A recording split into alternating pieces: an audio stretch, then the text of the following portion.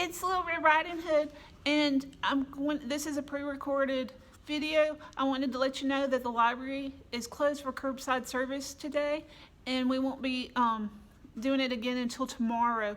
So we could do it Thursday. Call us, and we'll be glad to get the books and put them in a bag and check them out to you and put them on the bench that says, "Don't let the pigeon drive the bus."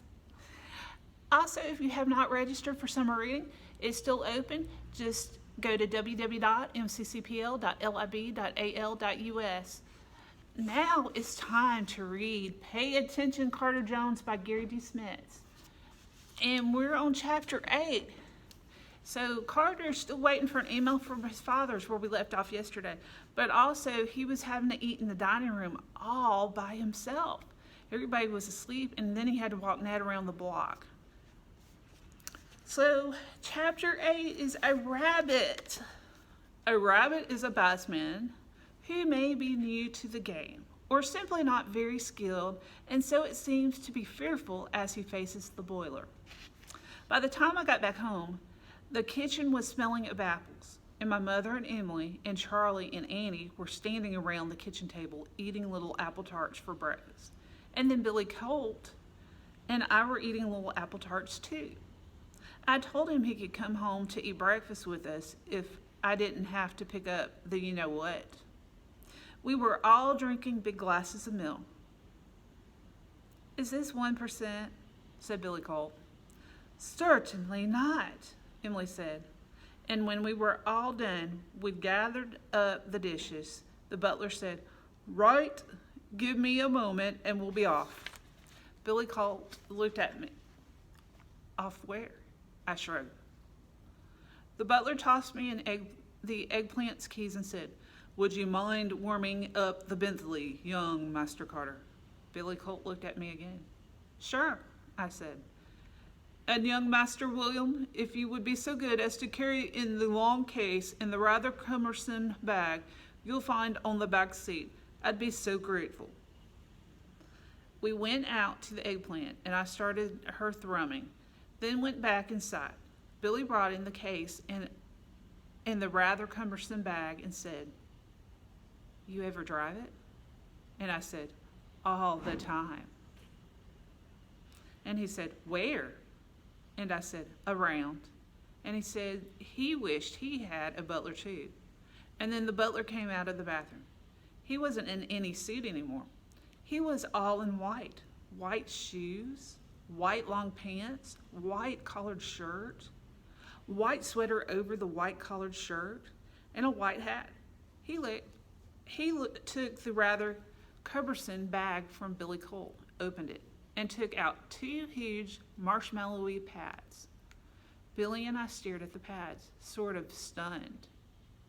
"Young Master Carter," he said, "if you own a white collared shirt, this would be a good time to put it on." I went upstairs. I did have a white collared shirt, because that's what you wear to funerals. And I'd been to one like I said. "And if you would fetch your bat," the butler called after me. When I came back downstairs, the butler and Billy were outside. The butler had put down the marshmallowy pads, and he was rummaging around in a long case.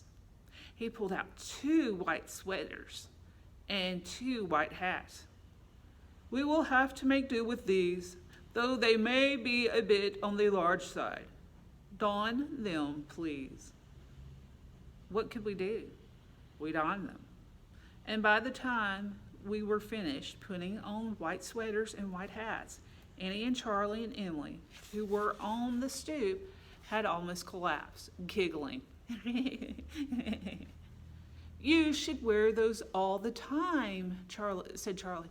"Shut up," I said. The sweaters were a little too long and the hats were too big, but maybe they were supposed to look like that anyway. The butler didn't seem to notice. "Mr. Bowles Fitzpatrick, what are you supposed to be?" said Annie. The butler rummaged around in the long case again and took out 2 huge gloves, white again, and he handed them to Billy. "Try these on," he said, and then he looked back at Annie. "Miss Annie, and I am supposed to be anything. I am a cricketer. A cricketer? Of some skill. Annie pointed to Billy Colt and me. Billy's still trying to adjust the gloves that came halfway up to his elbows. And what are they supposed to be? The butler pointed at Billy Colt. To begin, the batsman. He pointed to me. The fielder. He pointed to himself. The boiler. I started to sweat, and not just because of the white sweater. If we're playing cricket, where are we supposed to go? I said. Your school field seems the reasonable option, said the butler. I looked at the white sweater and the white hat Billy Colt was wearing. He looked at the white sweater and the white hat I was wearing. We looked at the marshmallowy pads, the gloves, the white hats again. No, we're not going to school, I said. Indeed we are, said the butler. I have to go home for lunch now, said Billy Colt. Not at all, said the butler. Though we will need to stop to inform your parents of your whereabouts. You are not Dasset Hound, said the butler. He picked up the long case and looked up at the sky. After all, I think we shall walk. Young Master Carter, if you will turn off the car. We're not going to drive there? It is a very short walk, and the day is lovely and warm. I looked at the white sweater and the white hat Billy Colt was wearing. He looked at the white sweater and the white hat I was wearing. We looked at the marshmallow pads, the gloves, the white hats again. Someone might see us, I said. Billy Colt nodded. And if you were doing something shameful, you would be properly embarrassed. However, since cricket is a game of internationally played and internationally broadcast, as opposed to the insular, provincial, and misnamed football games played in this country, you must feel you are embarking upon a great global tradition. Yep, that's exactly how I feel, I said. Excellent, said the butler. Remembering that mockery is, I know, I said. What does provincial mean? Said Billy. American, said the butler. He started ahead of us. Just hope there's no one at the school, I whispered to Billy Colt. But of course, there was. You knew there would be. Okay, that was chapter 8. And in chapter 8, we're learning that Billy Colt and young Master Carter Jones, are going to learn how to play the game of cricket. And cricket is a sport that's played internationally. Now, we'll read chapter 9 on Friday. It's called on Thursday. It's called the crease. And we'll learn we'll find out if he gets an email. We're going to keep waiting and seeing if his dad emails him. But that was Pay Attention Carter Brown by Gary D. Schmidt. And I hope you're enjoying watching these videos. If you will at this time, if you will comment how many adults are in the room watching and how many children are watching or listening.